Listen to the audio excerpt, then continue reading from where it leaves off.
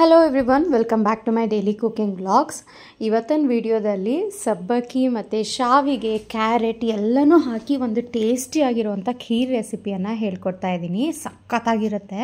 So ಈ ಖೀರ್ ಮಾಡೋದಕ್ಕೆ ನಾನು ದ ಇಂಡಸ್ ವ್ಯಾಲಿ ಅವರ ಸಾಸ್ ಪ್ಯಾನ್ನ ಯೂಸ್ ಮಾಡ್ತಾ ಇದ್ದೀನಿ. ಇದು ಟ್ರೈಪ್ಲೈ ಸ್ಟೇನ್ಲೆಸ್ ಸ್ಟೀಲ್ ಆಗಿರುತ್ತೆ. ಆ್ಯಂಡ್ ಕ್ವಾಲಿಟಿ ಬಗ್ಗೆ ಮಾತಾಡೋಗೇನೇ ಇಲ್ಲ. ನಾನು ಸುಮಾರು ವಿಡಿಯೋಗಳಲ್ಲಿ ಹೇಳ್ತಾ ಇದ್ದೀನಿ, ಇದು ಕೊಲಾಬರೇಷನ್ ಹೌದು. ನನಗೆ ಅವರು ಪ್ರಾಡಕ್ಟ್ಸ್ನ ಕಳಿಸ್ಕೊಡ್ತಾರೆ. ಆದರೆ ಇವರು ಪ್ರಾಡಕ್ಟ್ಸ್ನ ಕಳಿಸ್ಕೊಡೋದಕ್ಕಿಂತ ಮುಂಚೆ, ಅಂದರೆ ನಾನು ಯೂಟ್ಯೂಬ್ ಚಾನಲ್ ಸ್ಟಾರ್ಟ್ ಮಾಡೋದಕ್ಕಿಂತ ಮುಂಚಿಂದನೂ ನಾನು ನಿಮಗೆ ಹೇಳ್ತಾನೆ ಇದ್ದೆ, ದೋಸಾ ಪ್ಯಾನ್ನ ನಾನು ಇಂಡಸ್ ವ್ಯಾಲಿದು ಒಂದು ಆಲ್ಮೋಸ್ಟ್ 8 ಇಯರ್ಸಿಂದ ಯೂಸ್ ಮಾಡ್ತಾಯಿದ್ದೀನಿ ಅಂತ. ಅದ್ರ ಕ್ವಾಲಿಟಿ ನೋಡೇ ನಾನು ಎಲ್ಲದ್ರದ್ದು ಕ್ವಾಲಿಟಿ ತುಂಬಾ ಚೆನ್ನಾಗಿದೆ ಅಂತ ಹೇಳೋದು ನಾನು. ಈ ಸಾಸ್ ಪ್ಯಾನ್ನ ನೀವು ಮನೆಯಲ್ಲಿ ಜಾಸ್ತಿ ಜನ ಇದ್ದು ಅಥವಾ ಹಾಲನ್ನು ನೀವು ದಿನ ಜಾಸ್ತಿ ಲೀಟರ್ನ ಕಾಯಿಸ್ತೀರಿ ಅಂತ ಆದರೆ ಅದನ್ನು ಹಾಲು ಕಾಯಿಸ್ಲಿಕ್ಕಾದರೂ ಯೂಸ್ ಮಾಡ್ಕೋಬೋದು. ಅಥವಾ ಆ್ಯಸ್ ಅ ಸಾಂಬಾರ್ ಪ್ರಿಪೇರ್ ಮಾಡ್ತೀವಿ ಅಂದರೆ ಅದಕ್ಕಾದ್ರೂ ಸಹ ಯೂಸ್ ಮಾಡ್ಬೋದು. ನಾವು ಮನೆಯಲ್ಲಿರೋದು 3 ಜನ, ಹಾಗಾಗಿ ನಮಗೆ ಇಷ್ಟು ದೊಡ್ಡದು ಸಾಸ್ ಪ್ಯಾನು ಸಾಂಬಾರಿಗೆಲ್ಲ ಯೂಸ್ ಆಗಲಿಕ್ಕಾಗಲ್ಲ. ಆದರೆ ಇದರಲ್ಲಿ ಈ ರೀತಿ ಖೀರೆಲ್ಲ ಜಾಸ್ತಿ ಪ್ರಮಾಣ ಮಾಡ್ತೀವಲ್ವ, ಅದನ್ನು ಯೂಸ್ ಮಾಡ್ಬೋದು. ಹಾಗಾಗಿ ನಾನು ಇವತ್ತು ಈ ಸಾಸ್ ಪ್ಯಾನ್ನ ಯೂಸ್ ಮಾಡಿಬಿಟ್ಟು ಸಬ್ಬಕ್ಕಿ ಮತ್ತು ಶಾವಿಗೆ, ಕ್ಯಾರೆಟ್ ಎಲ್ಲನೂ ಹಾಕಿ ಖೀರ್ ಮಾಡ್ತಾಯಿದ್ದೀನಿ. ಸೊ ಈ ಸಾಸ್ ಪ್ಯಾನ್ನ ತೊಗೊಂಡಿದ್ದ ತಕ್ಷಣ ಸ್ವಲ್ಪ ವಾಶ್ ಮಾಡಿಬಿಟ್ಟು ನಾನು ಬಿಸಿಗಿಟ್ಟಿದ್ದೀನಿ. ಬಿಸಿಗೆ ಸ್ವಲ್ಪ ಒಂದು 2 ಸ್ಪೂನ್ ಆಗುವಷ್ಟು ತುಪ್ಪನ ಹಾಕಬೇಕು. ಹಾಗೆಯೇ ಇದಕ್ಕೆ ತುಪ್ಪ ಸ್ವಲ್ಪ ಬಿಸಿ ಆಗ್ತಾಯಿದ್ದ ಹಾಗೆಯೇ ನೈಲಾನ್ ಸಬ್ಬಕ್ಕಿ ಅಂತ ಸಿಗುತ್ತೆ ನೋಡಿ, ಸಣ್ಣ ಸಬ್ಬಕ್ಕಿ, ದಪ್ಪ ಸಬ್ಬಕ್ಕಿ ಅಲ್ಲ ಇದು. ದಪ್ಪ ಸಬ್ಬಕ್ಕಿ ಆದರೆ ನೀವು ನೆನೆಸಿ ಬೇಯಿಸ್ಬಿಟ್ಟು ಖೀರ್ ಮಾಡಬೇಕಾಗುತ್ತೆ.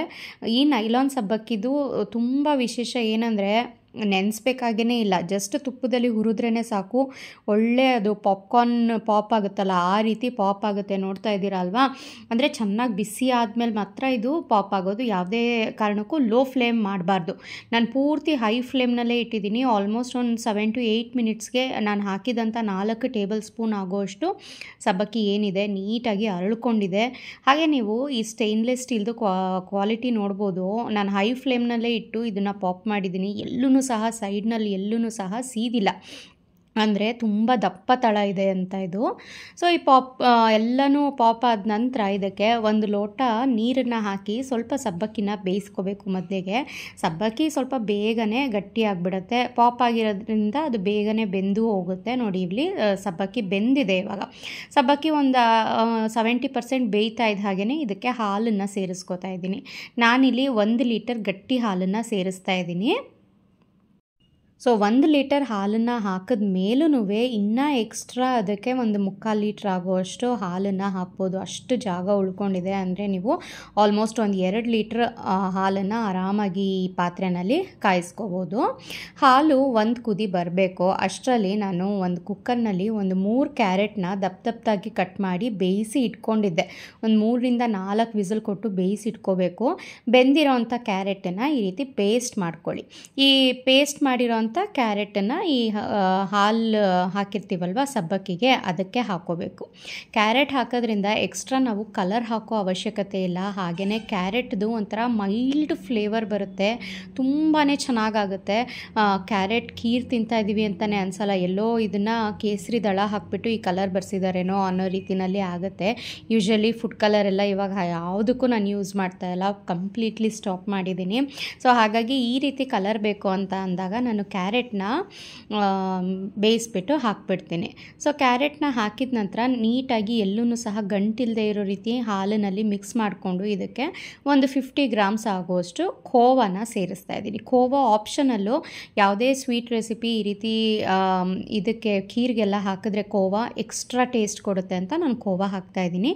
ಇಲ್ಲ ಅಂದರೆ ಕಂಪ್ಲೀಟ್ಲಿ ಸ್ಕಿಪ್ ಮಾಡ್ಕೊಳ್ಳಿ. ಖೋವಾ ಬಿಸಿನಲ್ಲಿ ಸ್ವಲ್ಪ ಕರಗುತ್ತಲ್ವಾ, ಸೊ ಅದು ಕರಗ್ತಿದ್ದ ಹಾಗೆಯೇ ಇದಕ್ಕೆ 1 ಲೀಟರ್ ಹಾಲಿಗೆ ನಾನು 3/4 ಕಪ್ ಆಗುವಷ್ಟು ಸಕ್ಕರೆನ ಹಾಕಿದ್ದೀನಿ.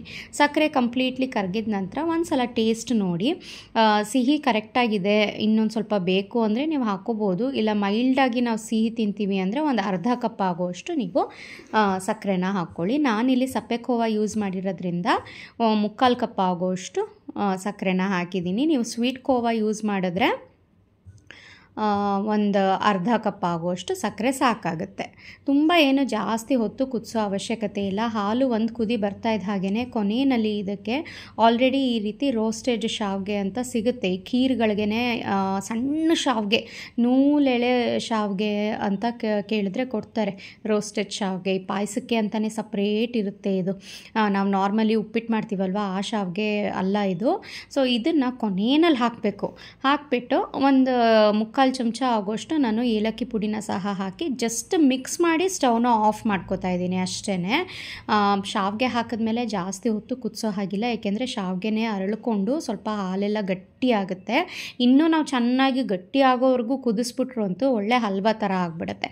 ಹಾಗಾಗಿ ಜಸ್ಟ್ ಹಾಕಿಬಿಟ್ಟು ಸ್ಟವ್ನ ಆಫ್ ಮಾಡಿಬಿಡಬೇಕು ಅಷ್ಟೇ. ಸೊ ಇವಾಗ ಇದಕ್ಕೆ ಒಂದು ತುಪ್ಪದ ಒಗ್ಗರಣೆ ಕೊಟ್ಕೋಬೇಕಲ್ವಾ. ತುಪ್ಪದ ಒಗ್ಗರಣೆ ಅಂದರೆ ಯೂಶ್ವಲಿ ಖೀರ್ಗೆ ನಾವು ದ್ರಾಕ್ಷಿ ಗೋಡಂಬಿ ಎಲ್ಲ ಹಾಕ್ತೀವಿ. ನನ್ನ ಇತ್ತೀಚಿನ ವೀಡಿಯೋಗಳಲ್ಲಿ ನೀವೆಲ್ಲ ನೋಡಿರ್ತೀರ, ನಾನು ಈ ರೀತಿ ನಾನ್ ಸ್ಟಿಕ್ದು ಒಗ್ಗರಣೆ ಪ್ಯಾನ್ನ ಯೂಸ್ ಮಾಡ್ತಾಯಿದ್ದೆ.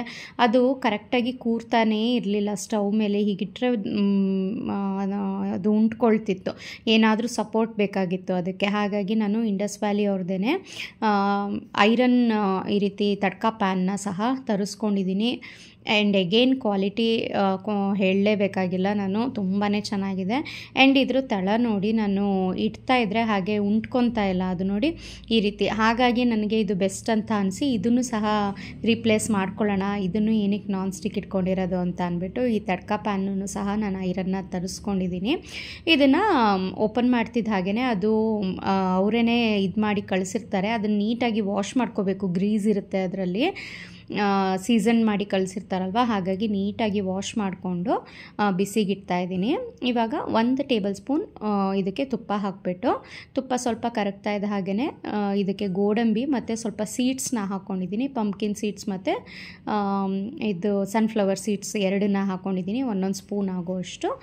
ಅದು ಚೆನ್ನಾಗಿ ಫ್ರೈ ಆಗ್ತಾ ಇದ್ದ ಹಾಗೆ ಒಂದು ಹಿಡಿ ಆಗೋಷ್ಟು ದ್ರಾಕ್ಷಿನೂ ಸಹ ಹಾಕಿಬಿಟ್ಟು, ದ್ರಾಕ್ಷಿ ಎಲ್ಲ ಸ್ವಲ್ಪ ಪಫ್ ಆಗೋವರೆಗೂ ಚೆನ್ನಾಗಿ ಹುರ್ಕೊಂಡು, ಇದು ದ್ರಾಕ್ಷಿ ಗೋಡಂಬಿ ಎಲ್ಲ ಹುರಿದಿರೋದನ್ನು ನಾನು ಸ್ಟವ್ ಆಫ್ ಮಾಡಿದ್ದೀನಿ ಆಲ್ರೆಡಿ. ಖೀರು ಇನ್ನೂ ಅದು ಸ್ಟವ್ ಆನಲ್ಲಿಲ್ಲ. ಆಫ್ ಮಾಡಿರೋ ಅಂಥ ಖೀರ್ ಪಾತ್ರೆಗೆ ಹಾಕಿಬಿಟ್ಟು ಜಸ್ಟ್ ಮಿಕ್ಸ್ ಮಾಡಿ ಅಷ್ಟೇ. ಇದನ್ನು ಒಂದು 10 ನಿಮಿಷ 15 ನಿಮಿಷ ಲಿಡ್ನ ಕ್ಲೋಸ್ ಮಾಡಿಬಿಟ್ಟು ಸ್ವಲ್ಪ ಅರಳ್ಕೊಳ್ಳೋಕ್ಕೆ ಬಿಡಬೇಕು ಆ ಶಾವಿಗೆ ಎಲ್ಲ. ಆಮೇಲೆ ತಿನ್ನೋದಕ್ಕೆ ತುಂಬಾ ಚೆನ್ನಾಗಿರುತ್ತೆ. ನೋಡಿ ಯಾವ ರೀತಿ ಕನ್ಸಿಸ್ಟೆನ್ಸಿನಲ್ಲಿದೆ ಅಂತ. ಇಷ್ಟು ಕನ್ಸಿಸ್ಟೆನ್ಸಿ ನೀವು ಇಟ್ಕೋಬೇಕು.